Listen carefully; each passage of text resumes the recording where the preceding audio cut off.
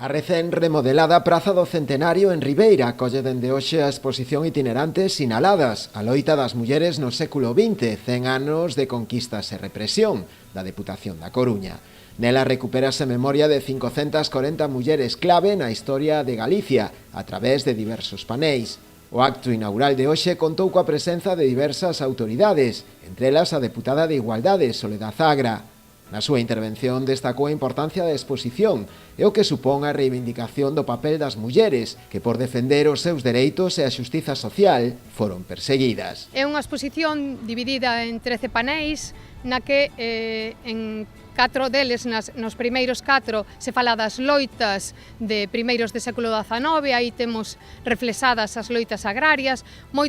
moitas descoñecidas para moita xente, nas que as mulleres tuveron un papel fundamental. Aquí, cerca no concello de Portodosón, houbo 4 mulleres asesinadas, as que se lles chama as mártires de Nebra, por unha destas loitas agraristas. Despois temos o segundo grupo de paneis, de outros 4 paneis que falan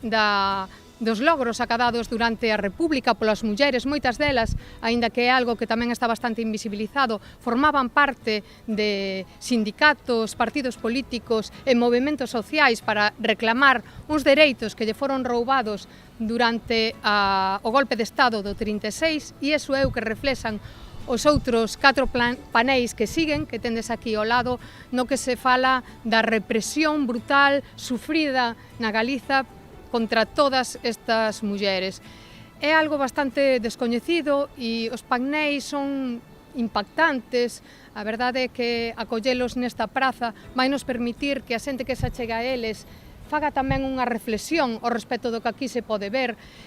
Por iso quixemos tamén traelo ás plazas, que foran espazos acolledores, espazos de paso, no que a xente se poda xuntar e reflexionar acerca desta historia de resistencia das mulleres que foi invisibilizada moitas veces, que agora mesmo non nos atopamos nos libros de historia, e por eso tamén é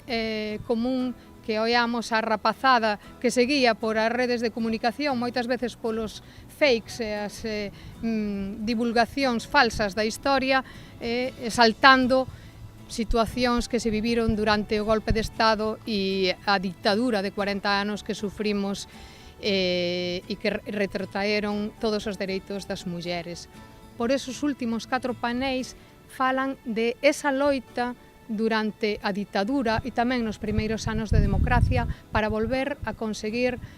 os dereitos das mulleres por entrar na universidade, por volver ao espazo público que se lle foi negado durante eses 40 anos e como seguiron formando parte de todas as loitas contra a ENCE, contra os atentados medioambientais que agora mesmo tamén temos no noso país, que siguen traendo reivindicacións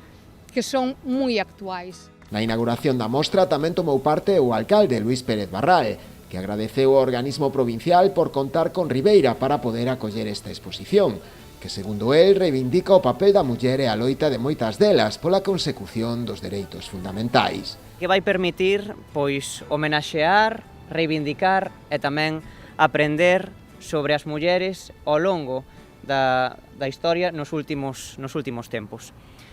Sabemos que as mulleres foron silenciadas durante moita parte da historia da humanidade, a metade da poboación non pode estar en silencio e por iso esta exposición pretende reivindicar o papel da muller no papel da historia, pero tamén pretende reivindicar e homenaxear o que fixo toda esa xeración de mulleres ao longo dos últimos anos. Estamos falando desas loitas agraristas, o que conseguiron na República, e especialmente voume referir ao que padeceron durante a represión franquista e durante a ditadura, porque padecían castigos que eran atroces. Aí podemos comprobar a maldade que pode ter a humanidade chegando a vexalas publicamente e anulándoas como persoas. En este mes de agosto, onde tamén se celebra o Día da Galiza Mártir, é importante aprender todo o que pasou durante a ditadura franquista para evitar caer en erros que se cometeron no pasado, porque vemos que os dereitos que se conseguiron na democracia non sempre están presentes. Estamos vendo como hai involucións por parte da ultradereita que pretende retrotraernos a outros tempos pasados e como sociedade debemos avanzar en máis dereitos, en máis igualdade, porque iso é o que realmente nos vai a facer unha sociedade libre e democrática. Por iso é tan importante tamén que as administracións públicas colaboremos e fagamos este tipo de cuestións. É importante que a historia non só se estude nos libros de texto, na escola, senón que saia ás prazas, ás rúas, e que tamén poidamos ter na nosa vida social pois, elementos de referencia, como pode ser esta exposición, pero tamén elementos referenciais, como xa vimos tamén reivindicando no pasado e ao longo da historia, que os espazos públicos teñen que ser referentes